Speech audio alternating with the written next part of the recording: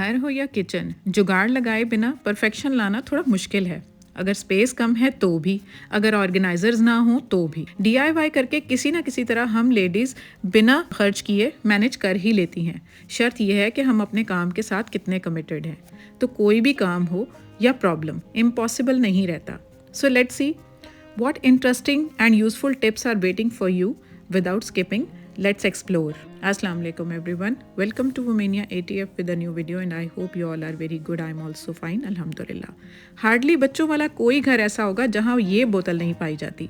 In fact मेरे घर में तो स्मॉल से लेकर एक्सेल तक जितने साइजेस हैं ना, हर साइज़ की बॉटल अवेलेबल मिलेगी आपको। लेकिन बच्चों की नहीं, ये मेरे भी बहुत काम की होती है। So let's see how. तो ये देखें, सबसे पहले तो मैंने अपने ये स्पाइसेस मैं इसमें रखती हूँ। ईजीली विजिबल भी होते हैं और बॉटल वॉश करके नई की नई। तो देखते हैं कि बॉटल को हम वॉश कैसे करते हैं। तो टिप नंबर 1 इसी से रिलेटेड है कि ये इस तरह की बॉटल्स जो होती हैं ना, जो इम्पोर्टेड होती हैं ख़ासकर, उनके रैपर्स रिमूव करना बहुत मुश्किल होता है। अदरवाइज़ तो ईजीली हम स्क्रैच करके अपने वो डिश वॉशिंग सोप के साथ उसको रिमूव कर लेते हैं। इसका तरीका ये है कि कोई भी चीज़ आप बॉयल कर रहे हैं ना, तो उस दौरान आप इस बॉटल को 1 मिनट के लिए ना उसके अंदर डिप कर दें।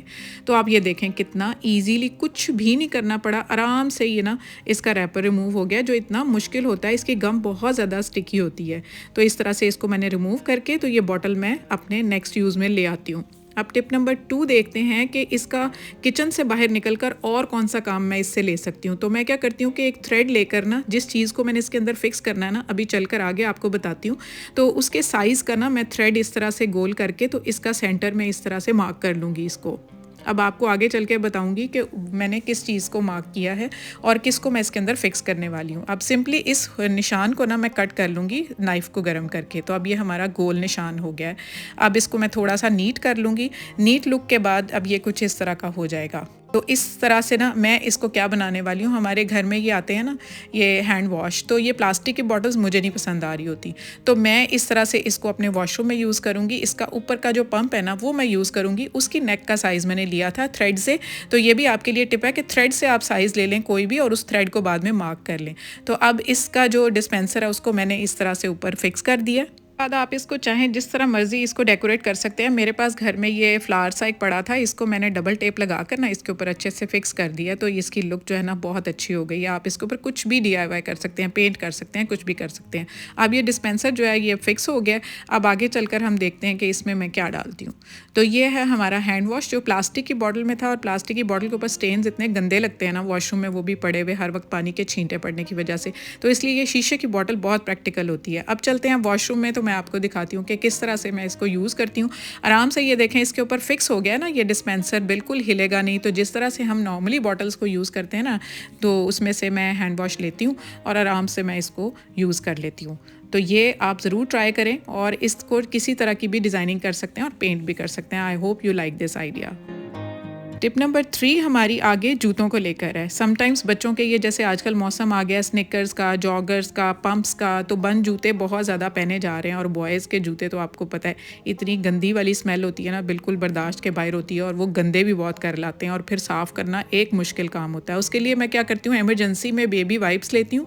इस तरह से उनकी फोल्डिंग कर लेती हूँ, 2 इकट्ठी ले लेती हूँ, तो उससे एक बड़ी अच्छी तह बन जाती है। और उसके अंदर क्लीनिंग प्रॉपर्टीज़ होती हैं, क्योंकि हमारे बच्चों की सेंसिटिव स्किन के ऊपर ये यूज़ हो रहे होते हैं। तो इमरजेंसी में ना इसको मैं इसके ऊपर सिंपली अप्लाई कर लेती हूँ, तो इतने अच्छे ये साफ़ हो जाते हैं ना। अब ये लेदर के शूज़ हैं, तो लेदर में चमक एक नेक्स्ट लेवल आ जाती है बिल्कुल, सिर्फ ये 2 वाइप्स यूज़ करने के बाद। तो इस तरह से मुझे इमरजेंसी में ये जुगाड़ लगाना बहुत ईजी लगता है कि आराम से बच्चों ने अगर 2 मिनट पहले भी मुझे बोला है, तो मैं साफ़ करके वाइप्स के साथ सिंपली दे देती हूँ इनको। तो नेक्स्ट टिप हमारी इसी से रिलेटेड है कि शूज़ के जो सोल होते हैं ना, वो बहुत ढीठ होते हैं। उनके ऊपर जो मार्क्स होते हैं इतने गंदे वाले होते हैं। ऊपर से ये कोर्स एरिया होता है, समटाइम्स प्लेन नहीं होता, तो इसके ऊपर ना सिंपल वो हमारे वाइप्स काम नहीं कर रहे होते। तो मैं क्या करती हूँ, थोड़ी सी पेस्ट ले लेती हूँ, कोई भी जो मेरे वॉशरूम में पड़ी है, तो फिर वाइप के साथ ना इस पेस्ट को सिंपली रब करती हूँ अच्छे से। तो कोई भी स्टेन्स लगे होंगे ना, जैसे आपको ये इतना बड़ा स्टेन नज़र आ रहा है, पता नहीं किस चीज़ का था, मड का था, क्या था, सिंपली उतर ही नहीं रहा था। बस इसके ऊपर मैंने पेस्ट अप्लाई की है। तो ये देखें अब कितना ये क्लियर हो गया, कोई मार्क नहीं है जो पहले आपको नज़र आ रहा था। मैं आपको दिखाती हूँ, ये देखें जो मैंने अभी साफ़ नहीं किया और जो कर लिया, आप क्लियर डिफरेंस देख सकते हैं कि जिसको मैंने साफ़ नहीं किया और उसके साथ ये कितना नीट लग रहा है, जिसको मैंने पेस्ट के साथ और वाइप्स के साथ साफ़ कर लिया है। तो अब आप इनकी लुक देख लें, 5 मिनट नहीं मुझे लगे तो मेरा ये काम डन हो गया और ये मैंने रेडी करके दे दिए। नेक्स्ट टिप नंबर 5 भी हमारी जूतों को लेकर है। अब ये बॉयज़ के शूज़ में आपको पता है स्मेल जो है वो कितनी गंदी होती है, और इतनी गंदी स्मेल के साथ ना फिर पूरे घर में ना जहाँ पे भी शू रैक पे पड़े होते हैं बहुत बुरा लगता है। तो सबसे पहला आइडिया तो ये है कि इसके अंदर आप सोडा स्प्रिंकल कर दें, बेकिंग सोडा। नेक्स्ट है कि आप आजकल जैसे ये लेमन का सीज़न है या ऑरेंज का सीज़न है तो उसके पील्स आप डाल सकते हैं। थर्ड आइडिया ये है कि आपके पास कोई भी पाउडर है ना, टेल्कम पाउडर, इसके अंदर वो थोड़ा सा स्प्रिंकल कर दें, ज़बरदस्त हो जाएगा। और अगर वो भी नहीं है तो वाइप जिससे आपने साफ़ किया है ना उसका एक फोल्ड बना लें अच्छे से, क्योंकि वाइप्स की भी स्मेल बहुत ज़बरदस्त होती है, तो आप उसकी गद्दी सी बनाकर उसके अंदर रख लें तो ये आपकी प्रॉब्लम सॉर्ट आउट हो जाएगी।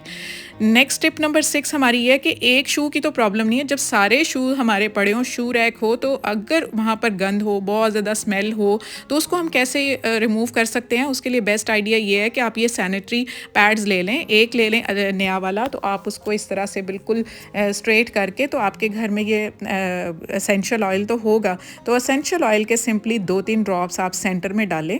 उसके बाद आप क्या करें, जैसे ये फोल्ड्स लगे हुए थे ना बिल्कुल उसी तरह उनको लगाकर और उसकी टेप के साथ उनको बिल्कुल फिक्स करके, तो इसकी फोल्डिंग सी बना करना, तो क्या करें कि आप जहाँ पर आपके शूज़ पड़े हैं ना तो आप वहाँ पर इसको सिंपली रख दें, तो क्या होगा कि जितने भी सारे शूज़ शू रैक में पड़े हैं आपके स्मेल बिल्कुल आना बंद हो जाएगी। तो ये ज़बरदस्त आइडिया हो जाएगा।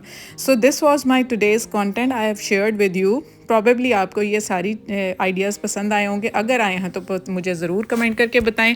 सब्सक्राइब कर लें जिन्होंने न्यू विज़िट किया है, और कमेंट करें और शेयर भी करें ताकि दूसरों का भला हो जाए। Stay fit, stay healthy, take good care of yourself. अल्लाह हाफिज़।